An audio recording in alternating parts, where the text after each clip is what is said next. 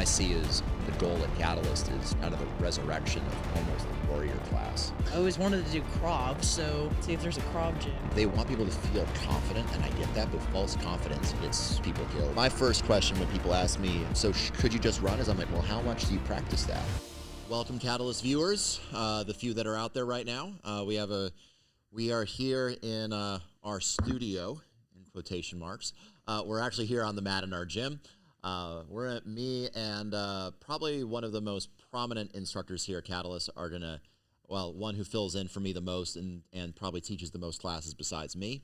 I'll let her introduce herself briefly, but we're gonna go over what we did this week as far as classes, kind of what our intentions were, what worked, what didn't work, maybe some lessons learned, and just kind of where we're taking classes. This week we focused on weapons problems, so weapons problems being knife in particular, and kind of how we approached it throughout the week, and how our training morphed throughout the week, and as we kind of adapted and maybe learned some lessons of things that were and weren't working.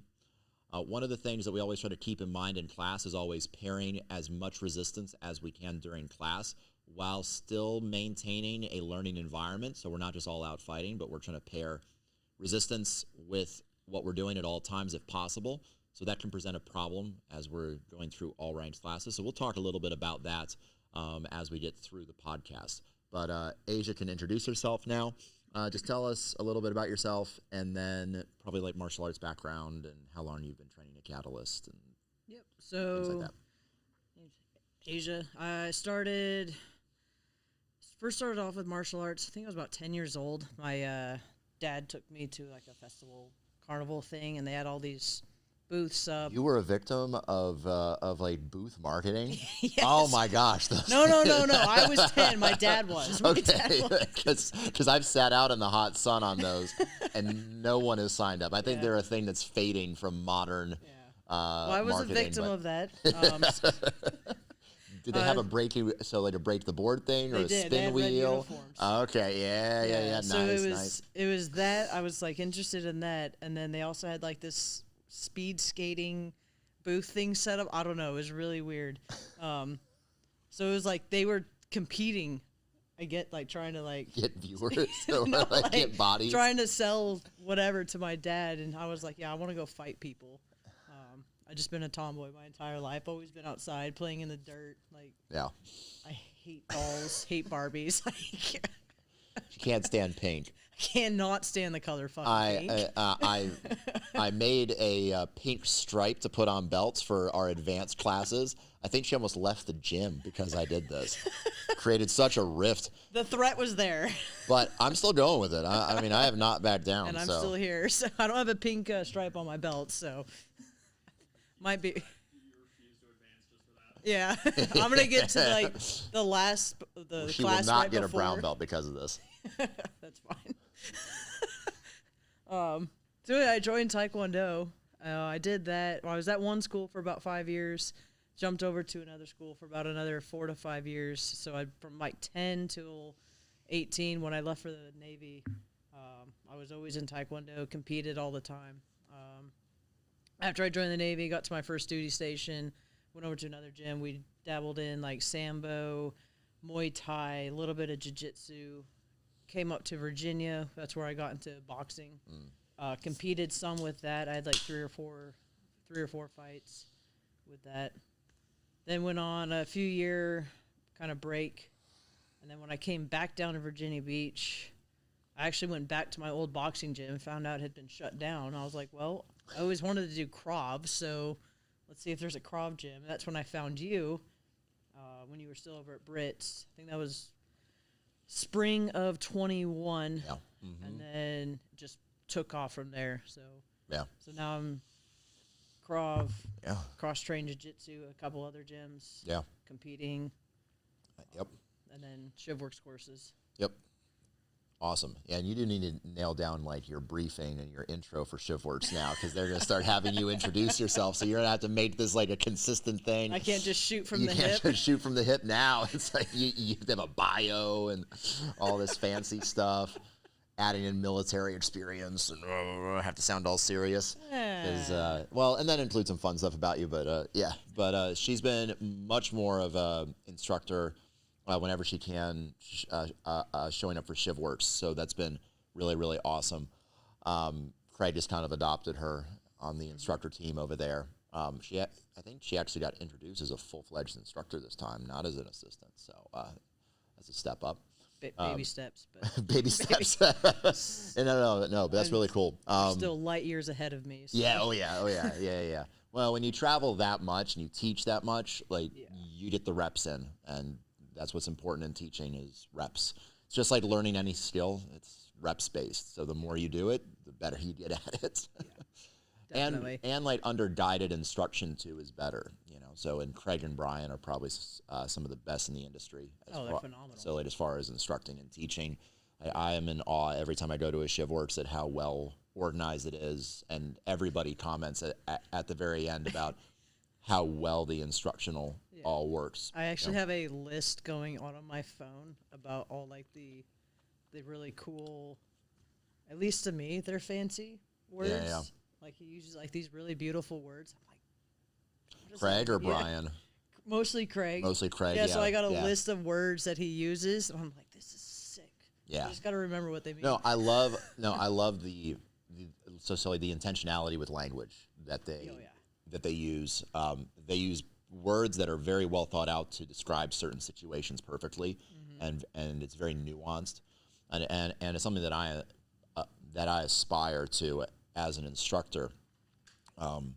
And it's something I'm getting better at. And I've found that actually in main classes, the more I talk about something, the worse everyone's attention is. So that's one of the things that I've been really focusing on this week is using more intentional language to really direct goals. I did this on Thursday when you weren't here. And instead of describing the drills in the way that we were describing them, I would simply give goals for the drill, like 2 hands on the knife at all times, try and get to the outside of the arm. And then as they got those steps, blocking out the elbow too. So like reducing the amount of verbal input, I think really does help because the students tend to get lost a lot of times, I think, with what their goals and intentions are like during a drill. So if people talk a lot, they lose kind of that focal point of what their focus should be throughout the drill and what we want to see. Yeah, I think it overwhelms them with too much information, and then they're trying to remember all these words and terminology and all that. Instead of just 2-arm move outside elbow. Yeah. Got it. No, I think that people use exclusive language, and I'm not meaning that in like a bad way or in a racist way or anything like that. I just mean that people use terms that exclude people because they don't understand the meanings.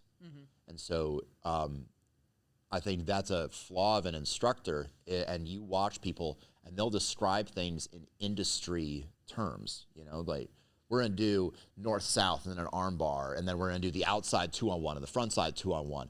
And then you recognize that your students don't understand what you're saying, and then you have to take time to go back and re-explain what all of those technical terms meant, as opposed to coming back and using simple language to kind of describe like what they're doing in class and really focus. It's something that I've paid attention to from really, really world-class instructors. They know how to, especially Craig understands how to spark your interest with certain words and gets you to pay attention because he's using a weird way of describing something like dithering, for instance. It's such a fantastic word. But that it catches people's interest and keeps them paying attention when he's like giving long instructional or like context-driven portions of the session where he's trying to really provide backing and evidence and the reasons why behind he's doing everything. And those are sometimes 20-minute long sessions where he's just talking, or 10-minute sessions where he's just talking. Those are important as breaks for the students because of how hard that training is. But also, like, he needs to use interesting words or else everyone zones out on him. And they just hear him murmur, kind of in the background. And so that's one of the things that humor can also do inside a class, is it can snatch people back, especially when they're tired, and get everyone more emotionally invested again. Like, this is the stuff that I'm really, really passionate about as a coach that I don't think an instructor thinks about. Like, I think instructors take you through a step-by-step process that was written down on a whiteboard. Coaches understand how their language, how their humor, language, personality, character, language. It's just like humor and how that impacts people. And when they need context, when I see people and they're like, I don't believe that this works, or why would this work, or why should I believe you on this? Yeah. And you see that in the class, and you're like, ooh, I might need to explain X, Y, Z thing and context behind it a little bit more. I think that's what separates a coach from an instructor. Yeah. And that's something I'm working on more and more is, like, you do it pretty well, like being able to explain the why behind things. Like, I know things work. I've been doing certain moves or whatever, techniques, yada, yada, for so long. It's like, I know it works, but how do now I explain to somebody the why behind it? Yeah, It's like, and sell it. Kind of like basically my weakness right now, that I'm getting more and more, practicing a little bit more and more. Yeah, I think that kind of plays into what we taught this week. So we taught weapons defense. We started off with the intention of doing weapons from a little bit longer range, because it's like, well, beginners, it's easier to defend long range. I actually don't think it is. I think that when you look at the mechanisms of, like, control, I think it's easier for beginners to work from an already hands-on position where they have the input of kinesthetic awareness and touch instead of visual stimulus. Like, if you're no good at boxing, or you can't spar and block live punches and return real punches, there's no system for developing that versus a knife, I think. Now, maybe you can get lucky and someone just runs at you with a knife overhead. You might be able to block that and hit them back, but that's, already kind of a situation where it's like that person might have physical superiority over the other person, or is already more trained and more athletic. So, because there is stories that my instructor tells me about Israeli Special Forces guys being trained, and then they go into a house, and a kid attacks them with a knife, and the guy is able to 360 and block and punch. And I'm like, well, that's already a pretty athletically superior person. If they're in the Special Forces, they're already doing room clearing. Like, they're phenomenal shape. Yeah, they're in phenomenal shape. They're very physically disciplined. They understand physicality. Like, they're very physical people. And so, but I think that for the average soccer mom who has no hand-eye coordination, like, or the average guy who now is lacking hand-eye coordination even more because of our sedentary lifestyle, not growing up playing sports, things like that, I think that it's even harder to get that just base level of, you kind of walk in here knowing how to throw a punch. Like, there used to be a time where almost most people, when they walked in, like, as an adult, could throw a hard punch, and I think those days are fading. I think that we've gone from recess and playgrounds to school fights, Instagram, school fights, and Facebook, and what the social media world is now. You walk into anywhere, you see all the kids just like this. And I think it's really lowering. And I think that was part right in my generation. That's where it started. Yeah. I was still outside and playing out in the dirt. We didn't even have cell phones. I think I only got internet after I was 17. So yeah. When you had to dial up. Yeah. I had that sound like ingrained in my head. Like internet, like on my phone. So, like, where it was transported with me all the time. Yeah. Like, I used to play video games, like, on a computer, but yeah, I think that people are starting from a much different place than they started a decade ago, as far as, like, martial arts training. So it shows. And so I think that, like, one of the things that's really coming up is, like, wrestling, and the reason for it is because people need that kinesthetic awareness of just touching and moving around another body. Then you can kind of apply a lot of those same principles to your striking and then to your floor grappling. I think it's the crux, the thing that connects both ends. The striking and the floor grappling are both connected by wrestling in the middle. And so I think that if you teach that as a foundation, you can then add on as an addendum striking, boxing skills. You don't need much. Like, you need a little bit of boxing skills. So you don't need to be a world-class boxer. And then you can add on some basic jiu-jitsu skills of not getting pinned and standing up, and then maybe pinning other people. You don't need many submissions. And that's kind of a well-structured self-defense system, but it revolves around the standard of wrestling. So what we were experimenting with in class was we were trying to pair resistance to our movements in class, because we don't want to separate those often. If I can help it, I'm trying to stay in resistance as much as possible. Now, obviously, we're not full-on fighting, but where people have opposing goals or opposing actions, and there's some sort of task for one person and there's a task for another person. So trying to stay inside of that space is where I want to be for as much of class as I physically can be, or as my creativity will allow me to be as a coach. Yeah, well, I think it keeps the students also very creative too. Is they have that constant resistance that they're trying to go against, and it's allowing, especially people with different strengths, attributes, physical. Like I'm 5'5", you're 6'4", so what works for you may not work for me, and vice versa. So it's allowing them to play in that creative mindset where they're not so overwhelmed with the resistance, but they're not so underwhelmed. It's like that fine balance, and then they can kind of figure out what works for them still, but staying inside the bounds of the drill. The parameters of the drill.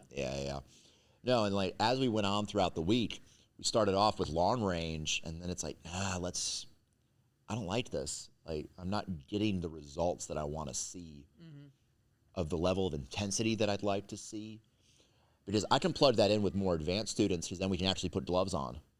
We can do that drill, like with gloves on, and we can mark, and we can hit people lightly, but that requires a much better volume knob with their ability to dial up and dial back on intensity. And that requires a much more composed individual, and you gain that through training. So that's a more advanced problem. If you're just grabbing somebody's hand with a knife and moving it around and trying to get to other positions, it doesn't require as much composure, because there's not a timing element. There's not all these other variables. So I think if we can eliminate those variables, and I think a lot of times beginners will start off inside of a clinch anyway. Like they might not recognize what's going on from 10 feet away and be able to get into a stance and then prepare to strike somebody. Like, they're going to be in close already. And so, we also worked on being on the inside of the arms. So instead of being outside, we worked on being inside of the arms and staying on the inside. I think it's a bad spot for smaller people. Oh, yeah. Like, I don't like being there. One of them, you were showing them, and you actually reached around, I think, chin strapped my head, how easy it could be. And then just lifted people off the ground and slung them around with my arm.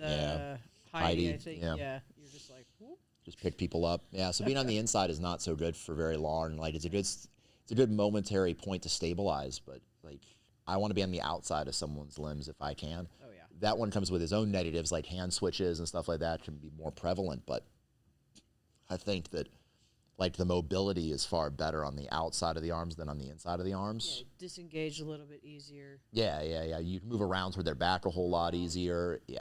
And there are ways to control that opposing or that opposite arm if they do a hand switch. We didn't go into it, but I did on Thursday quite a bit more. I did a lot more hand switch stuff on Thursday. Like split seatbelt and not exactly split seatbelt, but just following hands. Okay, and then going around to the back if they turn away to knife hand switch, stuff like that. Yeah. So, but and after having knife control concepts here, I really Aaron and Mike really hammered home, like, maybe we're being taught this backwards. Like, maybe we should start with control and wrestling first. And then transition to striking and entry as soon as people have a little bit more experience. And I very much agree with them on that. I think that, like, when you're dealing with pressure, if that beginner gets pressured, they at least know what to do if they can attach to that hand. And then so that they are not pressured over and falling while they're trying to punch somebody. Because I can see that as a huge thing, especially if they're trying to kick her knee and they're becoming a monopod. There was a guy up in New York, a poetry writer or something, some artist or whatever. Yep. Sitting by the bench, and got pressured over, Fell over and got fell stabbed to death. over, Yeah. because he kept walking backwards instead of driving forward. Yep. Ended up getting stabbed Killed. to death, killed over it. Yep. Yep. Some crazy homeless dude in New York. Yep. And it's like, yeah, that stuff happens all the time. And it's like, and fights don't tend to extend. They tend to compress it. especially with a weapon. So if you're not prepared to deal with that pressure and you think that striking is the way to deal with it, you know. Now, obviously, if they're trying to pull away from you, there is a moment where you can let them go and hit them really well. But that takes training and experience to be able to find that time and that moment. And that's what training gives you, is the ability to spot opportunities, you know. And that's why training with resistance is so important, because you start to recognize those opportunities in real time instead of having an instructor point it out to you like, well, there's an opportunity there. And it's like, well, I don't read it. Like, I just have someone conveying that information to me, and it's not as relevant as setting up a drill where people can look at those and say, there's an opportunity here to do this, and there's an opportunity here to do this. Yeah, chances are your instructor won't be there if you're ever attacked. Yeah. Point out all the opportunities for Yeah. you. Yeah. So I think that's an interesting part of like what we experienced and experimented with. And on Thursday, I went a whole lot more just constraints instead of like specific techniques. Just like, okay, so our goal is person stays in front of us and we're trying to keep two hands on the knife the entire time. The other person should try to pull hands off and move the head off the body and disconnect them.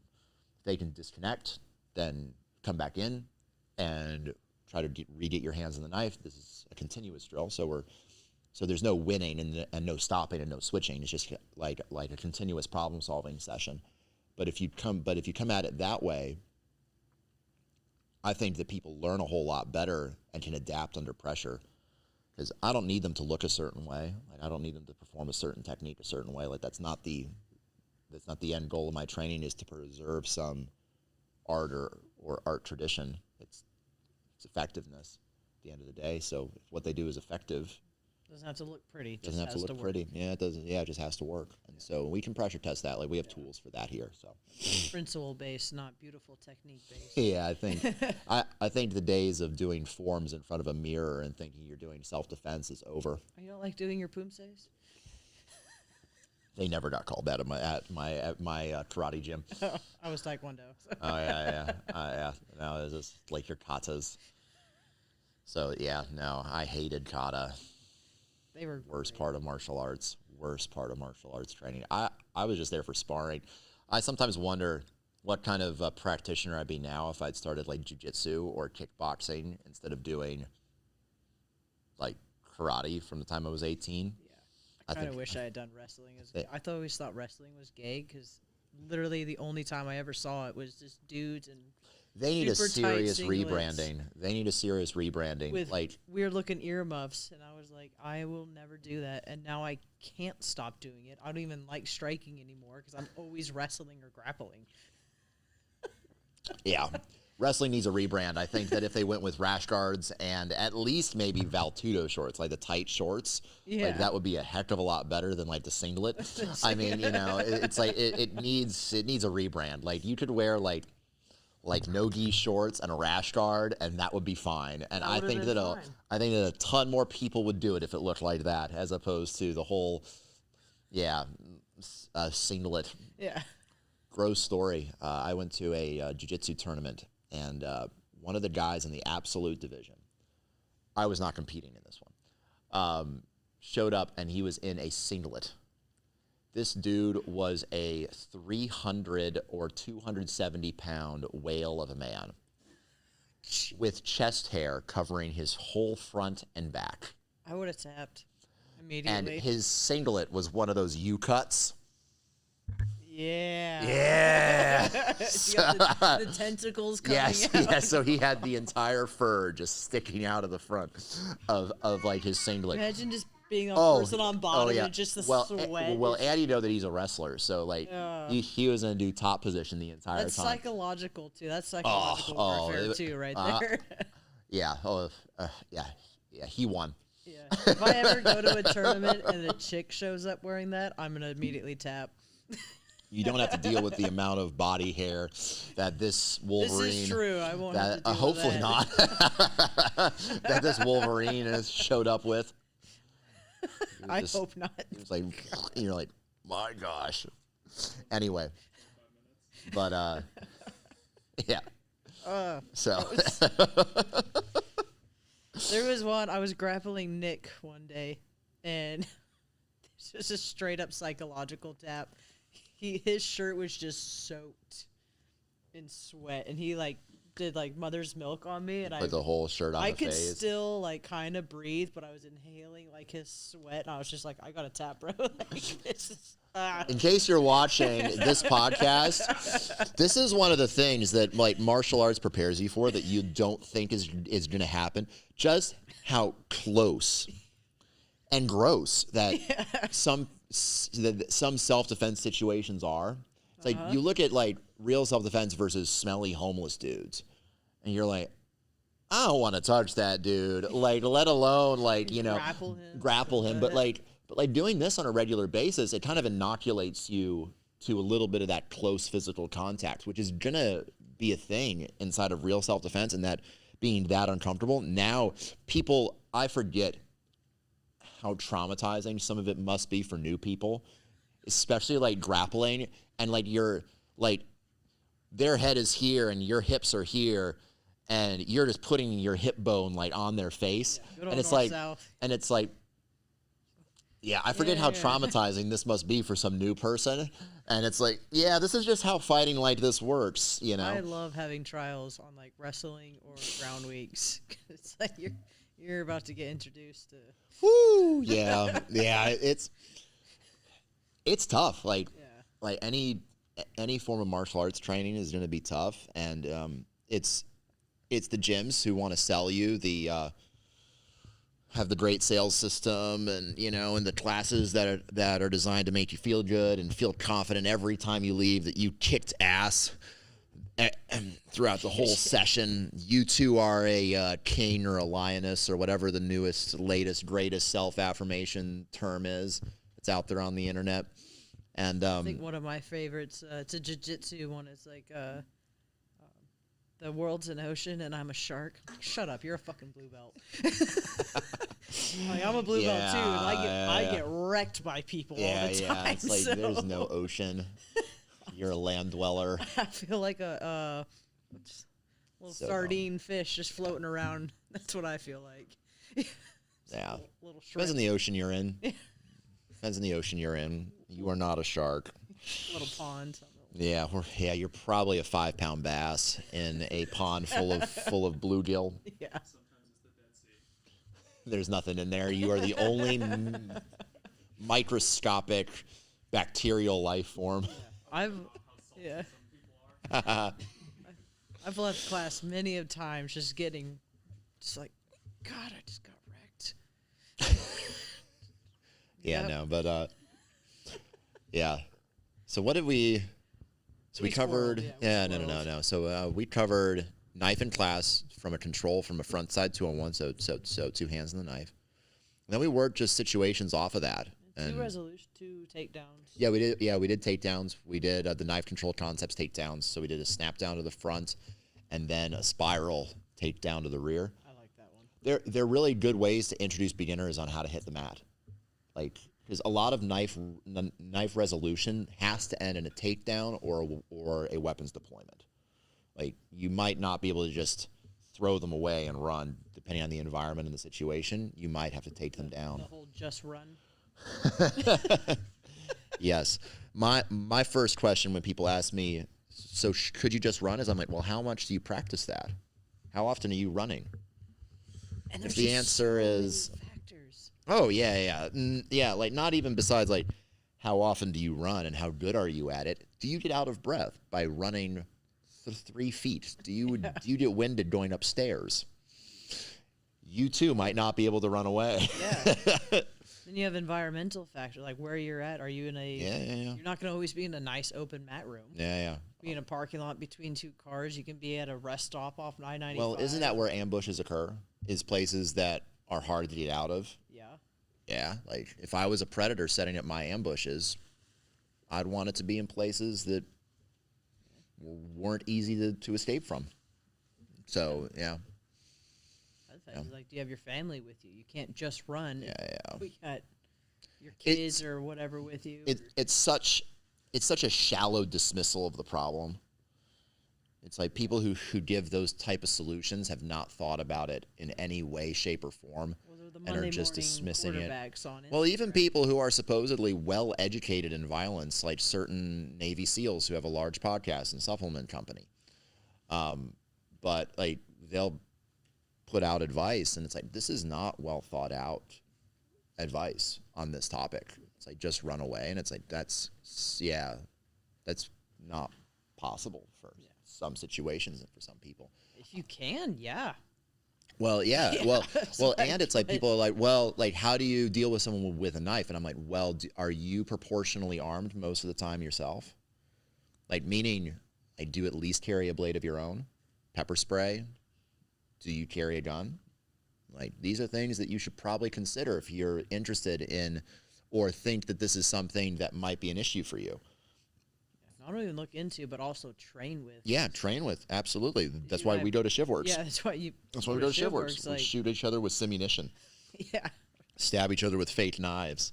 Yeah, just the difficulty of being able to deploy a weapon when you're entangled with somebody else. Yeah, which is a high likelihood that you will be entangled with somebody. A very, very difficult timing decision to make. Yeah. You have that much pressure on you. But it's like, I'm a full believer in proportional armament. I will carry what I can carry to make the odds even, as much as I can carry them, and in as many places as I can carry them. Yeah, so it's like, so if you're interested in self-defense, and it's like you're not like interested in knife work and handgun and stuff like that from like a practical standpoint, it's like, well, are we just doing kickboxing? Because, like, there's a reason why everyone's like, yes, my self-defense system is real world and has no rules and gives you the death punch, and and it's like all this crap, and it's like, well, that we have these things called pistols and knives. Humans work so much better when there's tools involved. And that's why the person who's going to assault you is most likely going to use a tool, whether it's it's a piece of rebar, or it's a knife, or it's a gun. They're going to use a tool most likely at some point. They will probably attach to you in some way, shape, or form, talk themselves into range, and either attach or sucker punch you, and deploy said tool. I think I think your chances are much better if you carry, and this is something that I preach, especially to my women in class, because it's like they want to learn self-defense, but it's like, well, I don't want to hurt anyone. It's like, well, hurt or be hurt. These are most of the time mutually exclusive options. Like, if you don't want to hurt people, then self-defense, is probably not for you.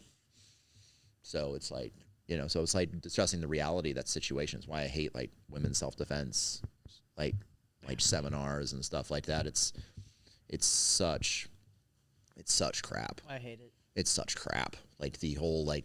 It's like, I get it. Like, they want people to feel confident, and I get that, but false confidence I think it's worse. Gets people killed. Yeah, no. I think it's worse, because then people approach it without any knowledge of their limitations. I think one of the things that when we do like resistance-based drilling in class, which is so important, is people understand what their limitations are. It's not confidence inspiring, but confidence, I think, comes from an understanding of reality. Like, if you do not understand what your reality is, then confidence is just kind of a mishmash word that people use to describe feeling good about themselves. And it's like, that's not what I'm going for. As far as like a culture is a bunch of people who feel really, really good about their skills and have no evidence to back up anything they do. Yeah, baseless confidence. Baseless confidence, and so it's like, okay, so I want the real thing. Well, the real thing costs something. It costs you time. It costs you effort.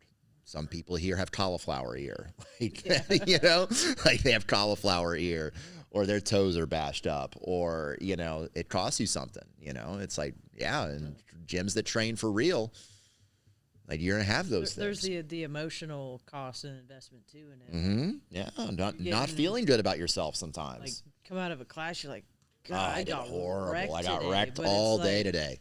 if you go about it properly, you go home, you kind of think about it, like, okay, Yep. this, and this, and then you come back the next day with, all right, we're gonna do this again. Well, I was talking about this like this morning, and it's like, how important is the emotional content of training? Like, Very valuable. it's very valuable. And this is another reason why I train with like a lot of resistance, is because people are much more emotionally invested in what they're doing. And when people are emotionally invested in what they're doing, they feel the wins, they feel the losses. They're much more eager to improve, especially the losses. Like, but that's what people don't want to feel. But that's the thing that is the catalyst for growth in this situation. See what you did there. But like but the emotional component of training with resistance is huge. Like, people don't like losing. So what do you do if you don't like losing but want to master the skill? You stick around. You come back. You come back and you try again, and you're far more intentional with what you're doing. You know, so it's like it breeds that seriousness that I think is missing from a lot of well-meaning, self-defense oriented gyms. You'll find this in jiu-jitsu because people get. Because one of the lifesavers about like training in a jiu-jitsu class is that there's live resistance. They roll a lot. All the time. They roll all the time. So the instruction can be as trash can be, but because it's hard to find good coaches, like even in jiu-jitsu, like most people just open up a gym and they pull up their BJJ Fanatics, you know, like tutorial series on how to do this Kimura from Gordon Ryan or whoever the crazes of the day. Craig Jones or whoever else, and then they teach that series to their students, and then they roll.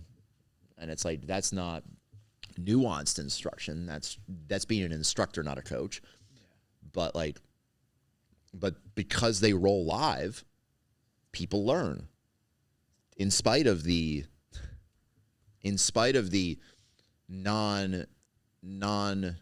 non-resistive approach in a lot of the drilling in classes. And I'm fine with you seeing a move like once or twice, trying it out, but then we need to actually get under some resistance with this. Like see if we can do this actually for real where it counts, and not just with our cooperative training partner. Yeah. I have three losses that come to mind that have stuck with me. One was at a jiu-jitsu tournament, one was at the gym, the other gym I train at, and then once at ShivWorks. Mm-hmm. So the one at the tournament, was grappling. She actually got me in an ankle lock, I think in like 27 seconds. Yeah. And I at that time knew nothing about like leg entanglements or anything. I was just ooh. yeah, she wrecked. She got me quick, and she's a phenomenal fighter. I haven't been able to grapple her since then. Yeah, and rematch. I'm hoping to see her at another tournament. At least that way I can kind of gauge. Yeah. It's like yeah. So that one, and that was actually my very first jiu-jitsu tournament, I think. The other one was at VB when I first started with gi. I don't know how many times I got choked out with my own gi. Getting crushed with this thing was like, and it just, I think in like one class, I think I got tapped out like 20 times just with my gi. And then the other one, the most prominent one, was actually at my very first ShivWorks. I had gotten pinned. The dude was a lot bigger than me. I had gotten pinned. He was mount, and he had, because we were wearing the helmets, he had... Was he in north-south? No, he was on mount. Okay. He was on mount, but he put his chest over the helmet, and like I was fighting. Yeah. Could not get him off me, and I was actually on the verge of like passing out, starting to pass out when Craig called break. Yeah. Still have not watched that video to this day. Yeah. No. It's those, that one got me good. It's those losses. It's those things that educate you. But all my wins, it's just like, whatever, I forget about them. Yeah, and there's an emotional component of those things where it like brings you back and it humbles you and makes you hungry again. like, yeah, I think, those are the things that I remember the absolute most are my failures, and, and I think it drives you. It makes you a better person in general too. It makes you more humble. You understand how little you know. I think that's part of the most important thing with live training as well, is it keeps you hungry. It keeps you hungry. Well, I came back from more, so. Yeah. But some people, it just cause them to quit. And it's like, well, I'm too stubborn. I think you'd quit in real self-defense too. Yeah. Like if you have that mindset and that's what you go into it with, it's like, well, this might not be for you then. And that's okay. Like part of what I see as the goal at Katalyst is kind of the resurrection of almost a warrior class, like in the United States, like, and it's not an exclusive one based on like, are you a military professional or are you a police professional? Like that is part of it, yes, obviously, but also like, just are you willing to do hard things, suffer a little bit, come back for more, and do those warrior-like things that build that kind of character and that kind of seriousness. And I think that comes from repeated losses and challenging situations and times, and at times putting yourself through it, because if you don't put yourself through it, Netflix is always there for $10 a month. And you have to pay close to $200 a month to come out to a gym like this and train hard. So with Netflix constantly calling you for $10 a month, it's really easy to just surrender that kind of responsibility and surrender. The trauma bonding with other people.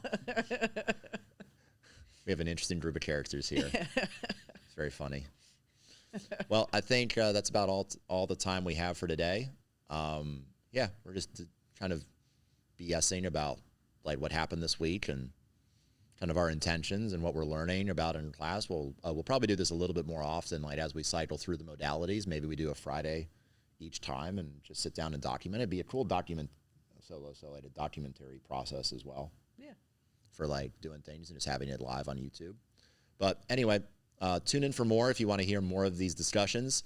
We'll probably come back next Friday if we can and talk to you about blunt weapon, which we have next week.